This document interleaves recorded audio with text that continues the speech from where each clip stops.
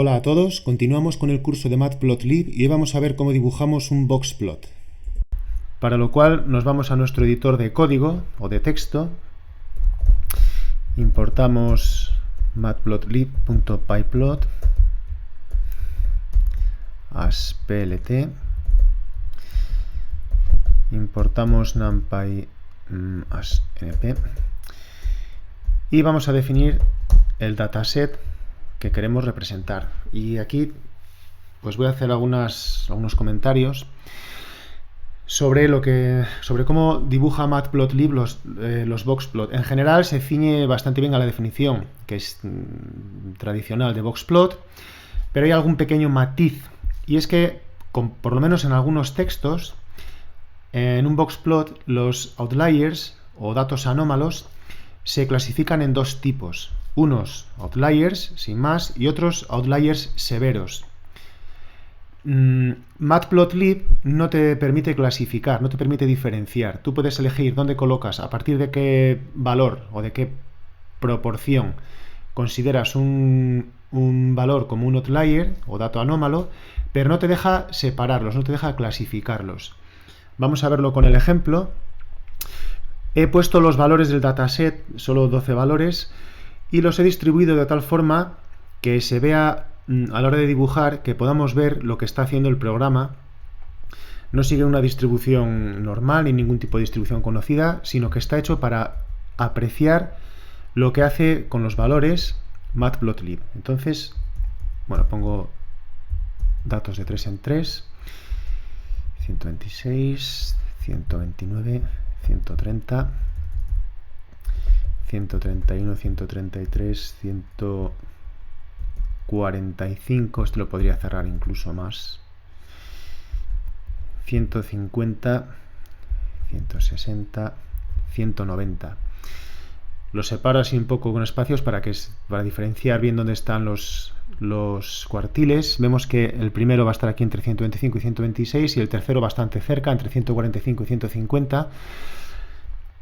Y la mediana pues en 130,5. Están bastante juntos, con lo cual me es fácil jugar con los outliers ahora cuando quiera moverlos para ver lo que hace Matplotlib con ellos. Vale. Representamos nuestra figura, figax igual plt subplots. Vamos a poner un fig size de 8×10. Vamos a representar el boxplot, que es el método que tenemos que introducir para dibujar esta figura, y como único parámetro obligatorio tenemos el dataset. Es el único parámetro necesario. pltshow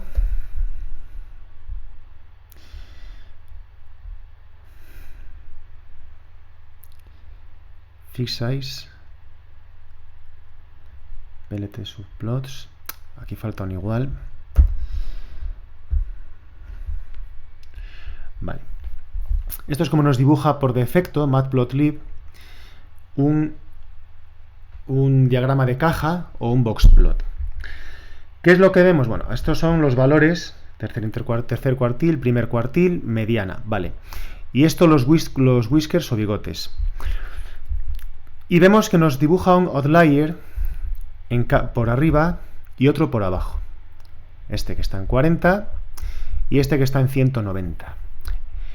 Y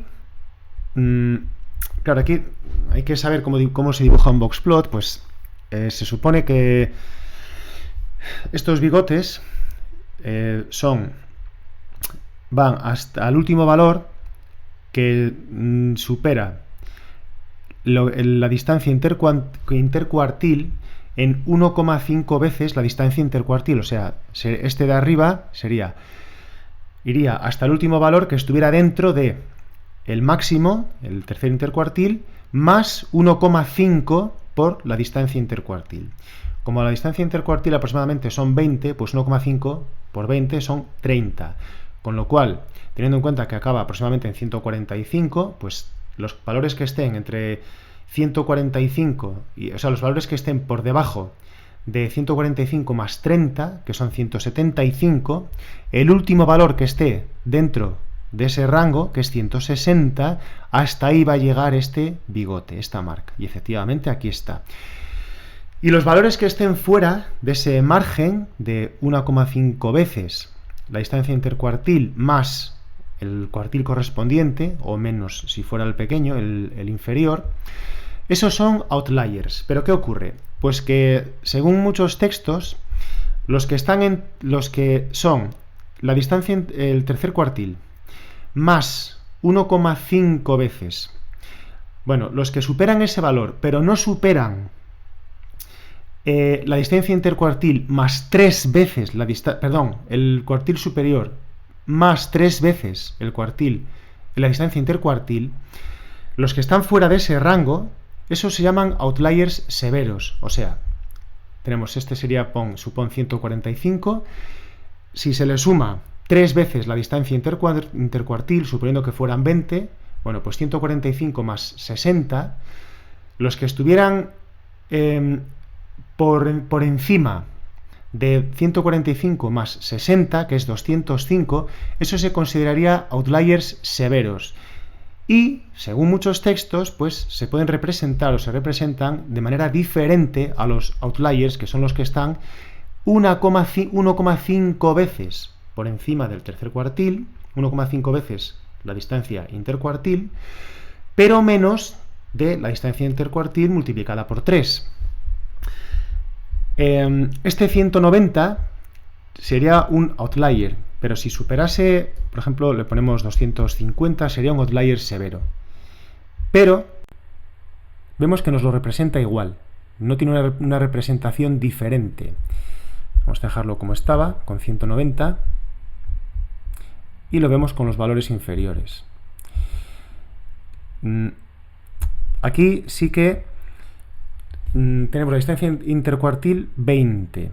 Si le restamos al primer cuartil, que es 125-126, le restamos 1,5 veces la distancia intercuartil, 1,5 por 20 serían 30, o sea, los que estuvieran por debajo de 95 serían outliers.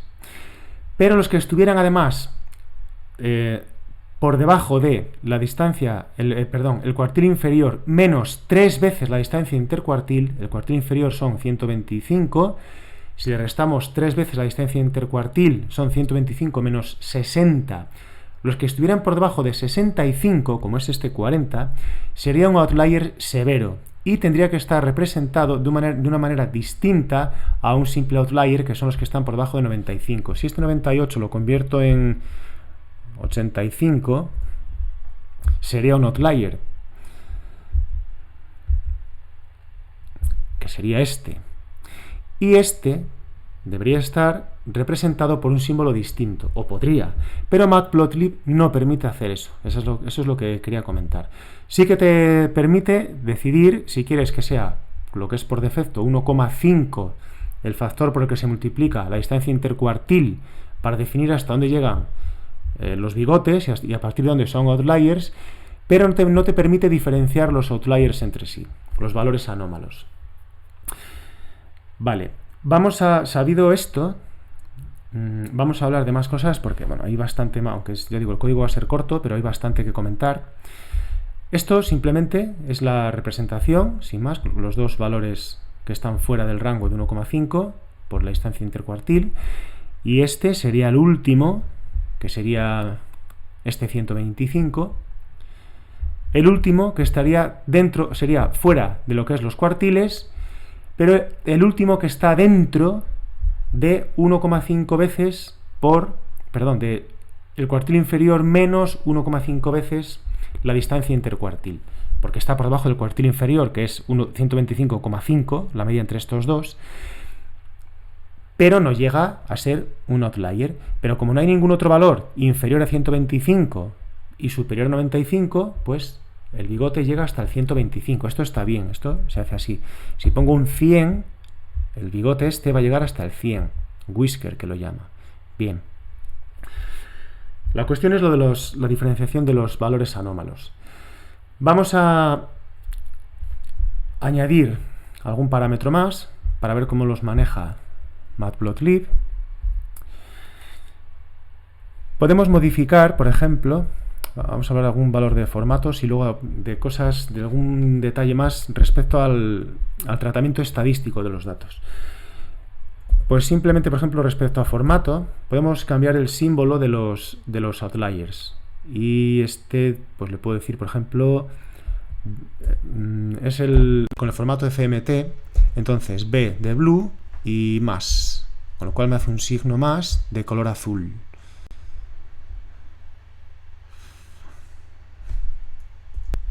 Pero me da un error porque lo he puesto donde no es. Esto lo veo tan pequeño. Es en el método boxplot, evidentemente. Sim igual B más. Y aquí está, un más de color azul. Puedo ponerle un diamante que era con la letra D minúscula. Y aquí dibuja forma de diamante. Vale. Bueno, esto respecto al formato de los outliers.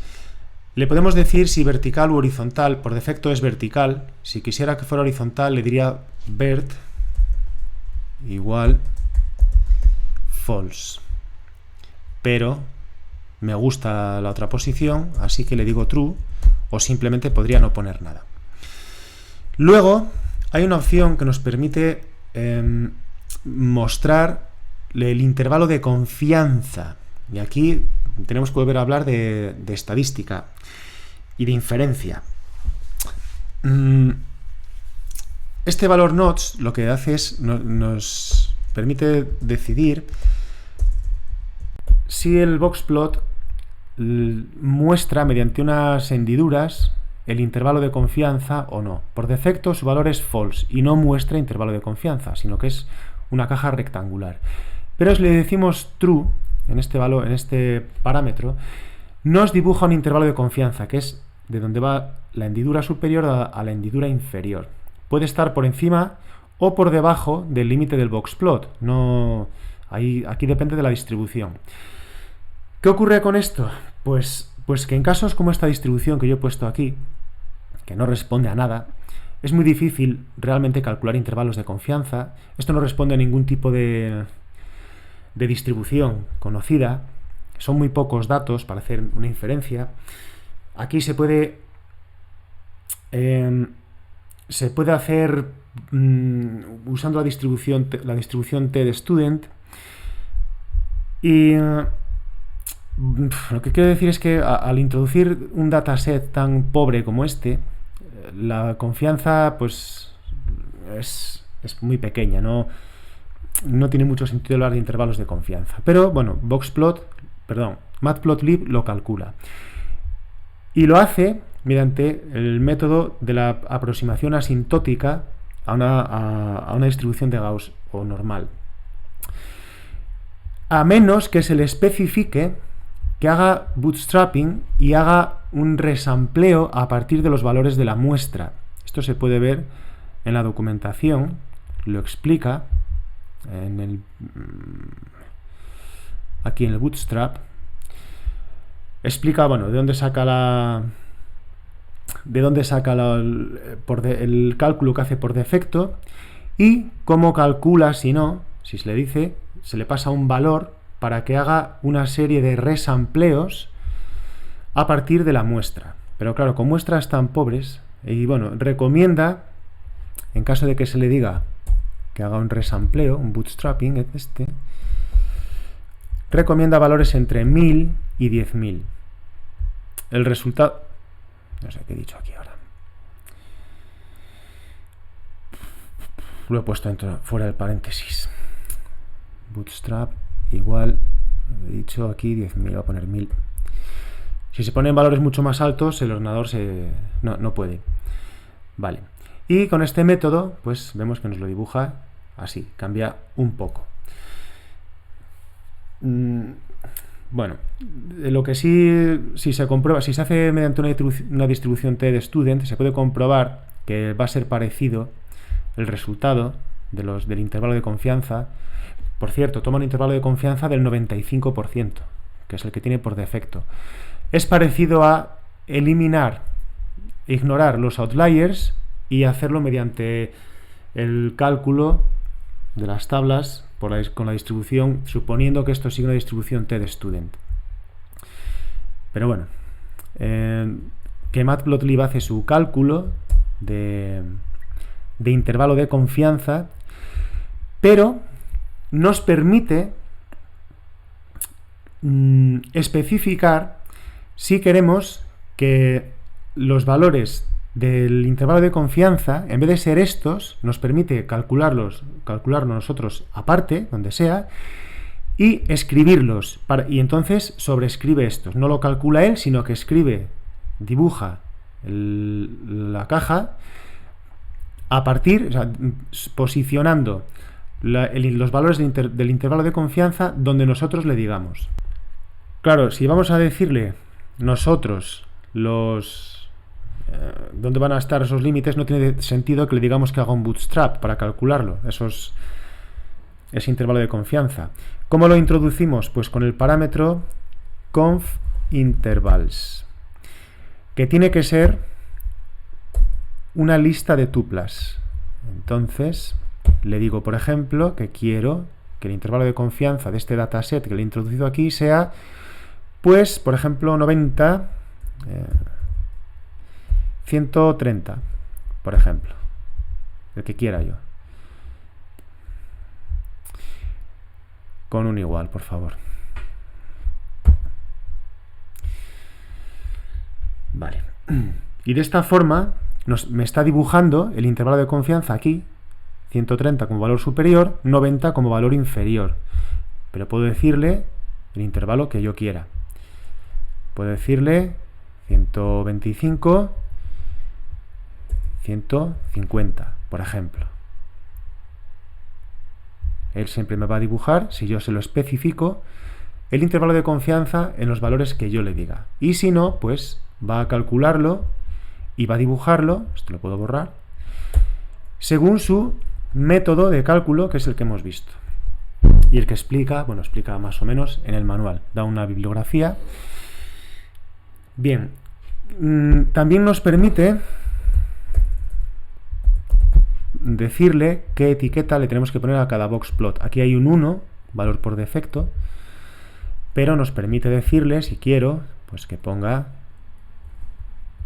por ejemplo, 1, así, con letras. Aunque voy a tener que meterlo en una lista para que lo reconozca.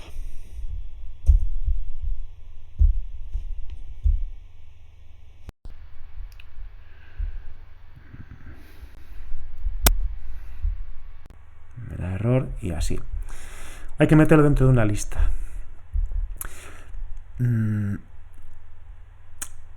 ¿Qué más? Le puedo especificar, le puedo decir qué anchura quiero que tenga nuestra caja y le digo, por ejemplo, 10. Y la posición. Lo que pasa que, bueno, para poner la posición voy a añadir otro dataset. Voy a hacer un random aquí. Le voy a llamar np de NumPy igual random randint 30, 170, 12, el mismo número de valores, entre 30 y 170. Vale, y aquí en los datasets ahora tengo que poner una lista también, y dentro de la lista los datasets que quiero que me dibuje.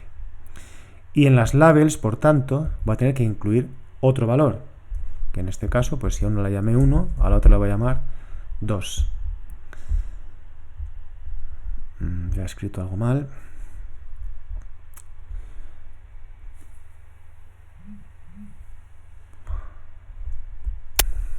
Vale, me he comido aquí la coma. Bien. Y vemos que nos lo está dibujando uno encima del otro, porque le he dado una anchura que no se corresponde. Bueno, pero esto lo vamos a corregir. Si quiero corregir estos límites, puedo decirle que no me ponga la anchura.